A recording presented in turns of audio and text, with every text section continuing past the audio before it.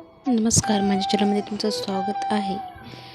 बोलणारा सहज बोलून जातो, पण त्याला कुठे माहिती असते ऐकणाऱ्याच्या मनावर तो शब्द कोरला जातो. ते कोणाच्या गैरसमजुतीचं काय कौतुक हो. टीव्ही जरी बिघडला ना तरी लोक रिमोटच आपटतात.